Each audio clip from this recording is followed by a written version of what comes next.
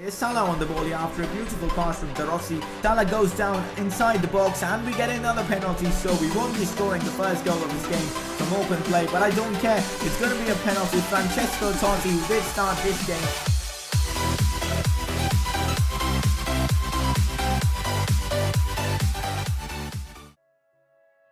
Hey guys, how's it going? It is S2G and welcome to Season 1, Episode number 5 of the Roma Career Mode series. Before we get into today's episode, I just want to tell you guys that the support on this series has just been incredible. Every single episode so far has got over 100 likes, and if you guys could smash out 100 likes again, that'd be just awesome. And make sure to subscribe if you are new around here. And I just want to thank you all for your support lately on the channel. We're getting very close to 10,000 subscribers, which is absolutely incredible, and I really hope we can reach them before FIFA 17. Anyways guys, in today's episode, every single game is a pretty big one. First up, we have Chelsea in the Champions League. Of course, that's a big game. Then Fiorentina, Udinese, and of course Inter Milan in the Serie A. Really big games here in the Serie A. Hopefully we will be able to win all these games in today's episode. The last episode didn't really went that well. We did lose a couple of games, and in general we didn't play good football in the last episode. So hopefully in this episode we will be able to change things up. But first guys, we have a press conference. So the first question is, will you ever take up an international team management offer? Yes guys, I'm open to managing an international team. I haven't done an international management career mode on this channel so far, so I think it makes sense doing one. So if we get an offer from a big European team like, you know, Italy, Spain,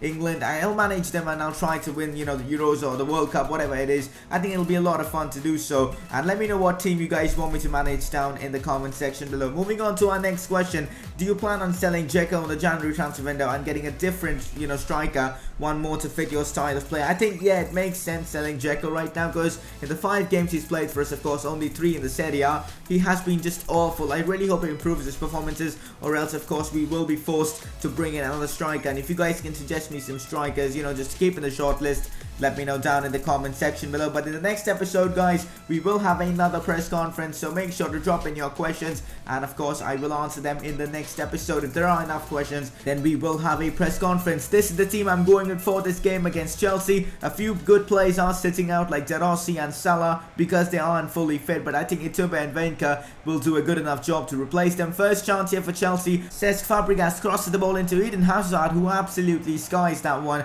He should have kept it on target. I mean, he's such a good player in this game. But here's Florenzi on the ball. Ball played into Venka now. Venka into Pato is a great chance to score against his former club, but he skies it as well. So 2 great opportunities missed by both Chelsea and Roma to score. But now we have a great chance here in the 24th minute of this game. El Shaarawy with a bit of skill to go past a few plays. Plays it into Rocketic, who shoots from outside the box, and he has done it again. Another long shot from Ivan Rocketic. At this rate guys, we might as well just name him Rocketic. He's our top scorer right now, which is kind of surprising because our strikers aren't performing. It's luckily our midfield that's saving us in all these games, which is really nice to see. But I think we have a fantastic midfield, and that's showing. Look at that goal from Rocketic, absolutely amazing. Now a chance here for Chelsea straight after that attack. Florenzi doesn't manage to clear it. We just make a hash out of it. We could have just cleared it. The ball then fell to Diego Costa, who smashed that one into the top right corner. He's the top scorer of the Champions League, so you know, Chelsea kind of expected him to score there. But now we get a chance here after the ball just fell into El Shaarawy's path, and he just finessed that one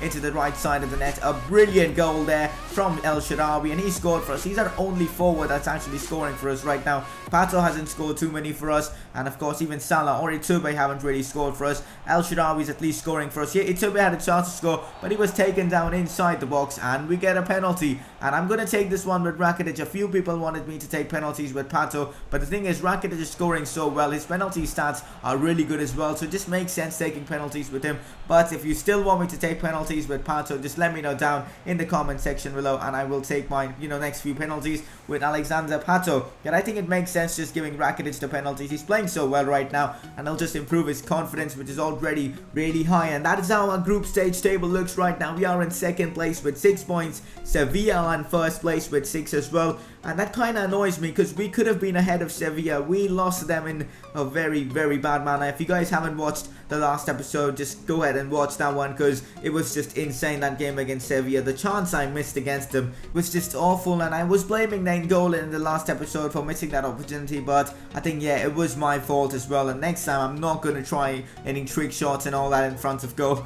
because I really want to score from now on instead of doing that stupid shit. But anyways, our next game is against Fiorentina in the Serie A. We're still in second place, I believe, so this is an important game for us. Fiorentina not doing that well in the league. Only Udinese are doing well out of the 3 teams we are facing in today's episode, so that game will be big. But still, Fiorentina have a really nice side, so it is going to be a difficult game for us. Here's De Rossi here, tries to lob the ball into Salah, who heads it down into Dzeko, who tried to put that one into the top left corner, but it didn't really work out for him. A lot of you guys have been telling me to play to Dzeko's strengths. I have been doing that, guys. I'm trying to cross the ball into him as much as I can, but he's missing a few chances as well in that manner. Apart from that, again, I'm trying to take shots with him, but he's not really getting into those opportunities. Here, Dzeko actually does really well, dropping deep here, plays the ball into Nainggolan into Maicon. Look at that, guys. Maicon has scored again, and it's kind of funny because I was thinking of selling Maicon at the start of the season, but I ended up selling Torres, and I'm really glad because Maicon, he scored 2 goals for us. He's currently, I think, you know, one of our top scorers. He scored, I think, the same amount of goals as Pato and more goals than Dzeko, considering Dzeko hasn't scored a single goal. But still, I mean, I'm really happy for Maicon. He's doing well for us. He is old, but this is probably going to be his last season here at Roma. Really happy for the way he's performing. Chance for Fiorentina. They're really trying to attack towards the end of this game. A great opportunity for them as Nainggolan does miss out on the ball here. One of their players take the shot, but Consigli is there and he makes a fantastic save, and the game comes to an end. Thanks to that Maicon goal, we do get all 3 points in this one, and I'm really happy that I kept Maicon and I didn't sell him. This is how the league table looks right now. We are in second place, just 2 points below Napoli, and the league table looks really weird right now. Napoli, Roma and Milan in first, second and third respectively. We have Juventus in 6th and Udinese in 7th. I mean, we are facing them now. This could be a big game, but I don't know what's happening in the league. We have Inter Milan, I think, in 15th or 16th, which is really surprising. But for now, we'll be facing Udinese, and they look like a very good team. Of course, they're in 7th place. This is the team I'm going with. Itube starts again. He had a really good game the last time he played. I think that was against Chelsea. He earned us a penalty as well. Last game it was Salah who played. It was decent as well, but Itube and Salah both really haven't been performing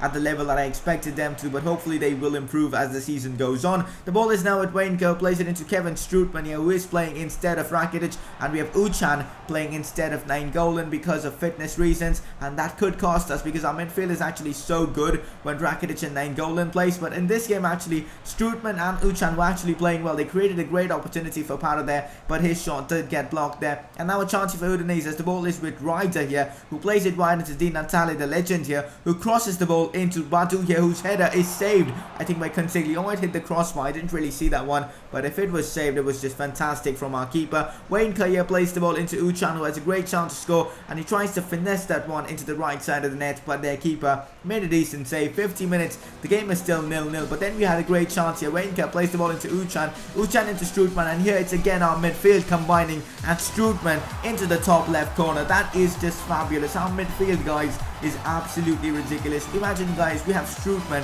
a quality player on the bench, and it's just insane the midfielders we have at this club. Even Uchan here, who assisted Strootman for that goal, is doing well, and it kind of shows how weak our strike force is because we are just consistently depending on our midfielders. But hopefully in January we can change that by bringing in another striker, and I kind of think that we will be bringing in another striker in the January transfer window. If you guys have any suggestions, you can let me know down in the comment section below. That's how the league table looks, guys. Still 2 points behind Napoli, but our form right now is really good. I mean, in the last episode we were struggling to win, but in this episode 3 wins out of 3, and I think we can make it 4 wins out of 4 right now against Inter Milan, who are struggling in the Serie A. I think they're in 15th place right now, which is really bad, but still I think it's going to be a tough game, but hopefully we will be able to win this one. Rocketic here crosses the ball into, I think, Salah from a corner here. I mean, why is Salah even taking the header? He did manage to get that one onto the crossbar, which is really good. But in this game, guys, Rocketic was everywhere. Here he plays the ball wide into Salah. Salah tries to find Rocketic here, but the ball had a bit too much on it, and hence,